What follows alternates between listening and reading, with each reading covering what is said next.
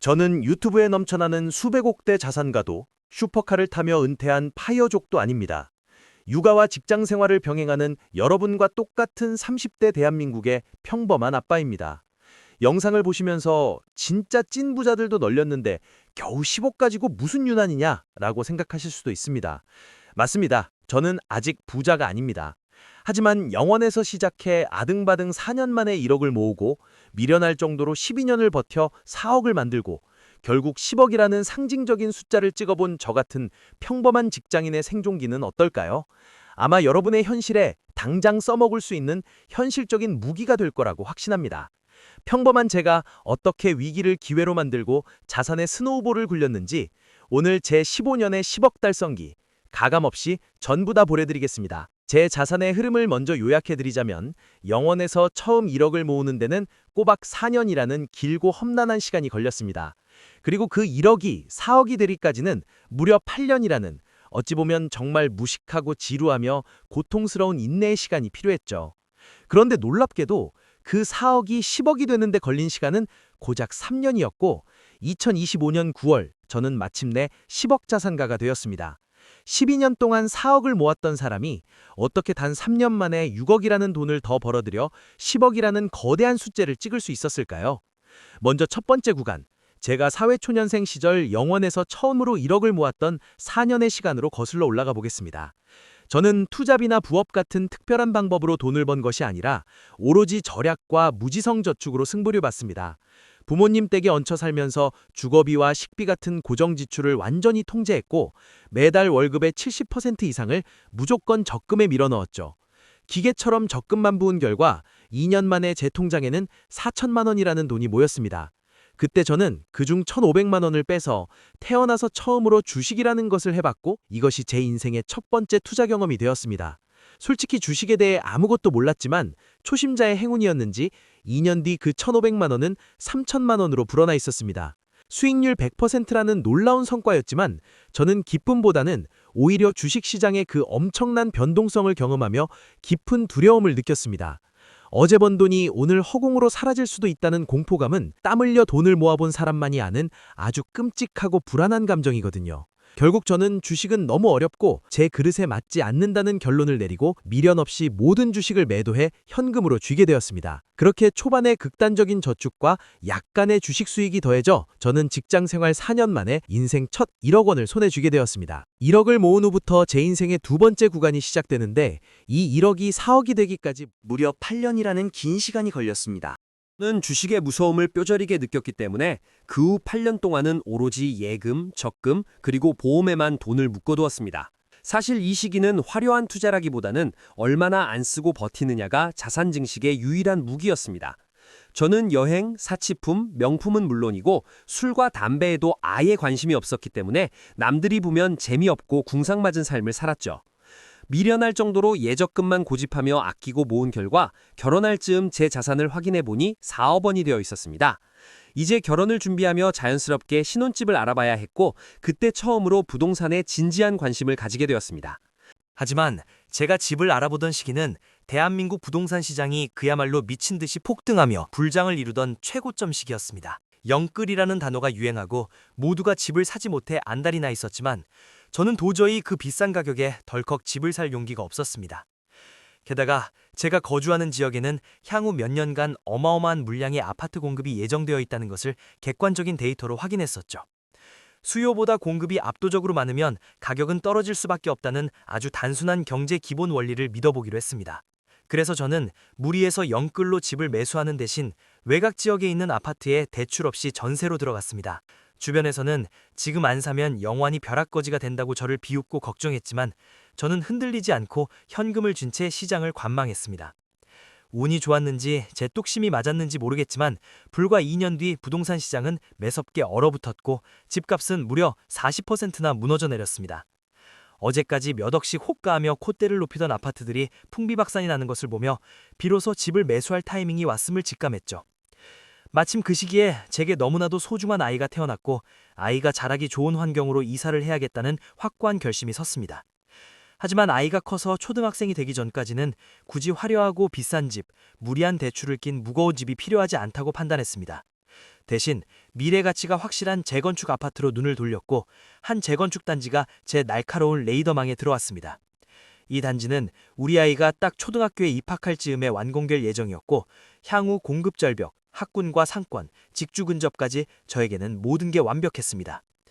전세로 살던 2년 동안 폭락을 기다리는 마음 한편으로는 만약 집값이 더 오르면 어쩌나 하는 불안감도 분명히 있었습니다.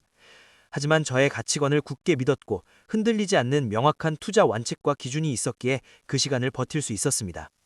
아이가 단지 내를 안전하게 뛰고 산책할 수 있고 찻길을 건너지 않고 초등학교에 갈 수 있는 새 아파트를 간절히 꿈꿨습니다.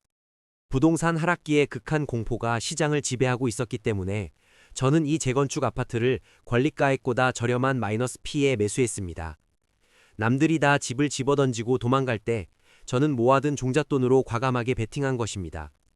2023년 깊은 고민 없이 확신을 가지고 매수한 이 집은 현재 순조롭게 공사가 진행 중이며 시세는 제가 산 가격보다 2억이나 올랐습니다. 남들이 두려워할 때 샀던 부동산이 제 자산을 단숨에 점프시켜주는 부스터가 되어준 셈입니다. 이제 제가 주식을 모으게 된 이야기를 해볼까요? 저는 노후 준기에 대해서 평소에 많은 관심을 가지고 있었습니다. 하지만 당시 저는 주식에 대한 두려움이 여전히 있었고 부동산과 마찬가지로 결혼할 때쯤 재테크에 관한 책과 영상을 무작정 보기 시작했습니다. 그러다가 애플, 마이크로소프트, 엔비디아, 아마존 등 엄청난 기업들의 가치에 대해 알게 되었고 전처럼 개별 주식이 아닌 미국 우량 기업들의 총집합체인 나스닥과 S&P 500을 모아야겠다고 생각했죠. 때마침 제가 다니던 회사에서 퇴직금 제도를 희망자에 한하여 DB형에서 DC형으로 전환해주면서 다시 주식 투자에 도전할 기회가 찾아왔습니다. 제가 전환한다고 하였을 때 회사 선배들과 동료들은 모두 말렸지만 저는 확신을 갖고 큰 고민 없이 DC로 전환하였습니다. 그리고 DC 계좌뿐만 아니라 연금저축펀드와 IRP 계좌까지 개설하며 미국 ETF를 사모을 준비를 시작했습니다. 마침 전 세계를 엄청난 충격에 빠뜨린 러시아 우크라이나 전쟁이 터졌습니다. 저는 이때다 기회라 생각하여 전쟁 직후 떨어지는 주식을 매수를 하였지만 글로벌 증시는 더 폭락했고 제 계좌는 순식간에 녹아내리며 2022년 한 해에만 무려 2천만 원의 막대한 손실을 기록했습니다. 과거 1,500만 원 투자했을 때의 변동성 공포가 다시 엄습했지만 이번에는 달랐습니다. 미국 우량 기업들에 대한 확신이 제 투자 멘탈을 거대하게 키워놓았거든요. 제가 퇴직금과 연금 계좌를 굴릴 때 가장 중요하게 생각했던 것은 단기적인 시세 차익이 아니라 시장 자체의 거대한 성장에 베팅하는 것이었습니다. 개별 주식의 등락에 매일같이 일희일비하기에는 제 본업과 육아만으로도 벅찼기 때문에 마음 편한 ETF 지수 추종 투자가 제게는 완벽한 정답이었습니다. 매일같이 나스닥과 S&P 500 지수를 확인하긴 했지만 시장이 폭락하더라도 절대 팔지 않고 오히려 기계적으로 매수 버튼을 눌렀습니다. 러시아 우크라이나 전쟁이라는 악재 속에서도 자본주의 시장은 결국 우상향한다는 역사적 사실을 제 머릿속에 끊임없이 세뇌시켰죠. 그렇게 뚝심 있게 모아온 미국 ETF 주식들은 눈덩이처럼 커져가며 복리의 마법을 일으켰고 엄청난 폭발력을 보여주었습니다. 이 돈이 당장 내일 뺏었을 돈이 아니라 먼 훗날 노후를 위한 연금이라는 사실을 상기하며 손절하는 대신 오히려 수량을 맹렬히 늘려갔습니다. 공포에 사야 한다는 투자의 오랜 격언을 이악 물고 실천했고 전쟁에도 기업의 본질적인 가치는 변하지 않는다라고 생각하며 미국 시장의 장기적인 우상향을 굳게 믿고 또 믿었습니다. 그리고 2023년 시장이 서서히 악재를 딛고 회복되면서 제 계좌는 4천만 원의 수익으로 돌아섰고 달콤한 인내의 열매가 맺히기 시작했습니다.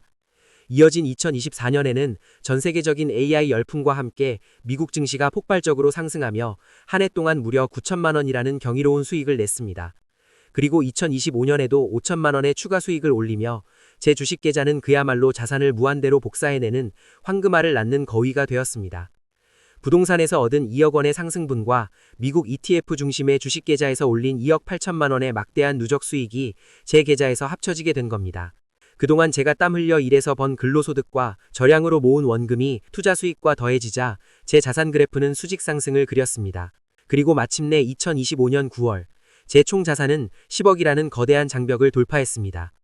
12년 동안 모은 돈이 4억인데 그 4억이 10억이 되는 데는 고작 3년이라는 짧은 시간밖에 걸리지 않았다는 사실이 정말 놀랍지 않으신가요? 사람들은 제가 3년 만에 6억을 벌어들인 결과에만 열광하고 저를 그저 운이 좋은 사람이나 특별한 투자 감각을 지닌 사람으로 치부합니다. 하지만 저는 감히 말씀드립니다.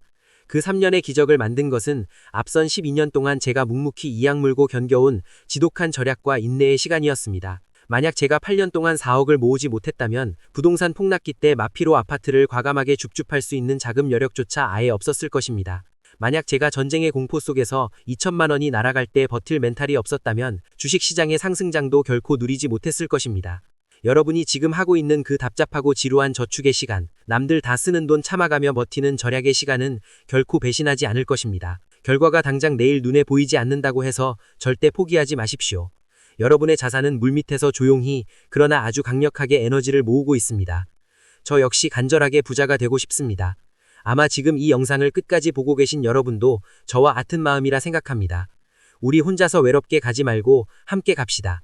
같이 공부하고 좋은 정보를 나누고 배운 것을 실행에 옮기면서 이 채널을 함께하는 모두가 부자가 되었으면 좋겠습니다. 여러분은 현재 어떤 방식으로 자산을 키워가고 계신가요? 실천하고 있는 나만의 꿀팁이 있다면 자유롭게 댓글로 남겨주세요.